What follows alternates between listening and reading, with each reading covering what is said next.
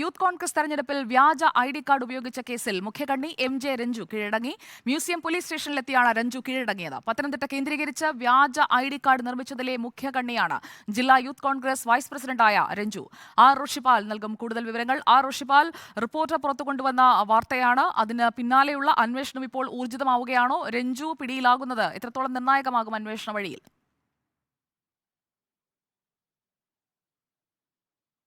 Sujaya Parvathi, youth Congress വ്യാജ തെരഞ്ഞെടുപ്പ് തിരിച്ചറിയൽ കാർഡ് കേസിലെ ഏറ്റവും പ്രധാനപ്പെട്ട കണ്ണിയാണ് ഇപ്പോൾ മ്യൂസിയം പോലീസ് സ്റ്റേഷനിൽ കീഴടങ്ങിയിരിക്കുന്ന യൂത്ത് കോൺഗ്രസിന്റെ പത്തനംതിട്ട ജില്ലാ ഉപാധ്യക്ഷനായ MJ രഞ്ജു.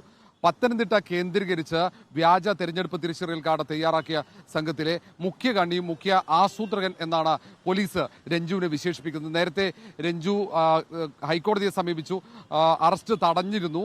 ഈ ഒരു സാഹചര്യത്തിൽ ആണ് അറസ്റ്റ് വൈകിയത്. പിന്നീട് കോടതിയുടെ നിർദ്ദേശപ്രകാരമാണ് ഇപ്പോൾ മ്യൂസിയം പോലീസ് സ്റ്റേഷനിലെത്തി രഞ്ജു കീഴടങ്ങിയത്. രഞ്ജുവിന്റെ അറസ്റ്റ് പോലീസ് രേഖപ്പെടുത്തി. രഞ്ജുവിന്റെ കൂട്ടാളികളായ 4 യൂത്ത് കോൺഗ്രസ് പ്രവർത്തകരെ നേരത്തെ തന്നെ പോലീസ് അറസ്റ്റ് ചെയ്തിരുന്നു. ഇതുവരെ മ്യൂസിയം പോലീസ് രജിസ്റ്റർ ചെയ്ത ഈ കേസിൽ 7 പേരെയാണ് പോലീസ് അറസ്റ്റ് ചെയ്തിരിക്കുന്നത്. മറ്റൊന്ന് തെരഞ്ഞെടുപ്പ് കമ്മീഷൻ നൽകിയ പരാതിയാണ്. ആ പരാതിയിൽ രജിസ്റ്റർ ചെയ്ത കേസ് ക്രൈംബ്രാഞ്ചിന് കൈമാറിയിരുന്നു. ക്രൈംബ്രാഞ്ച് ആ കേസിൽ അന്വേഷണവും ആരംഭിച്ചു.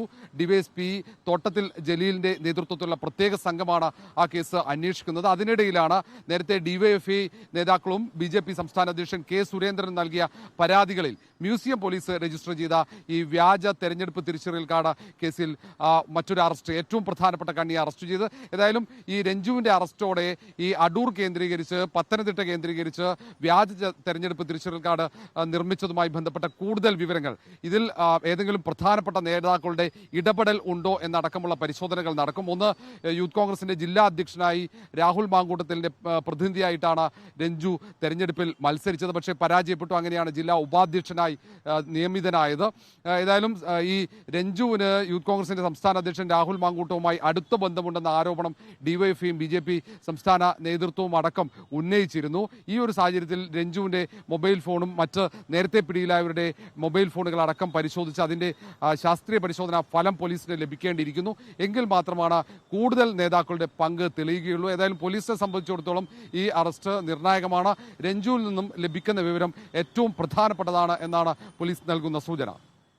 പത്തനംതിട്ട ജില്ലാ youth Congress vice president Ranju മുഖ്യ കണ്ണി ഇപ്പോൾ കീഴടങ്ങിയിരിക്കുകയാണ്. ആർ ഋഷിപാലാണ് ഈ വാർത്ത പുറത്തു കൊണ്ടുവന്നത്. അതിന്റെ ഏറ്റവും പുതിയ വിവരങ്ങളാണ് ഇപ്പോൾ ഋഷിപാൽ പങ്കുവച്ചത്.